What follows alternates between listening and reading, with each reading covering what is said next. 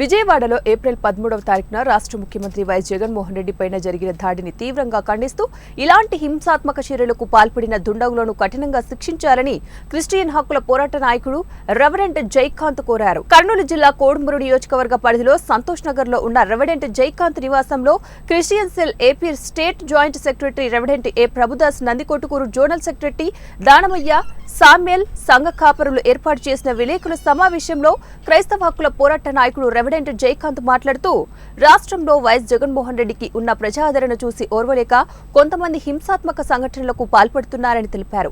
ఇలాంటి హింసాత్మక సంఘటనలు ప్రోత్సహించే రాజకీయ పార్టీలకు, రాజకీయ నాయకుల పట్ల రాష్ట్ర ప్రజలు అప్రమత్తంగా ఉండాలని అన్నారు. ప్రజాస్వామ్య వ్యవస్థ అహింస మరియు న్యాయం మీద ఆధారపడి ఉంటుంది కాబట్టి ఈ హింసాత్మక సంఘటనలు ఎవరు ప్రోత్సహించినా, ఎవరు చేసినా కానీ ఈ యొక్క సంఘ కాపరులను ప్రతి ఒక్క పౌరుడు ఖండించాల్సిన అవసరం ఉంది. కాబట్టి రాయితోనో రప్పతోనో ఒక ముఖ్యమంత్రిని తుదముట్టించాలనుకోవడము ఇది హేయమైన చర్యగా అభివర్ణిస్తున్నాం. ఎంతోమంది యవనస్తులు రాజకీయాలకి రావాలనుకుంటున్నారు.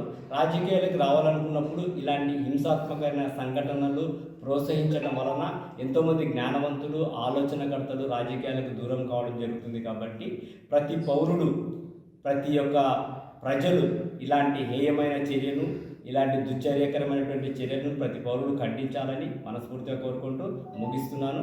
నా పేరు ఎస్ జయకాంత్ క్రిస్టియన్, క్రైస్తవ మైనారిటీ హక్కుల పోరాట నాయకుడు మరియు YSRCP Christian cell state joint secretary.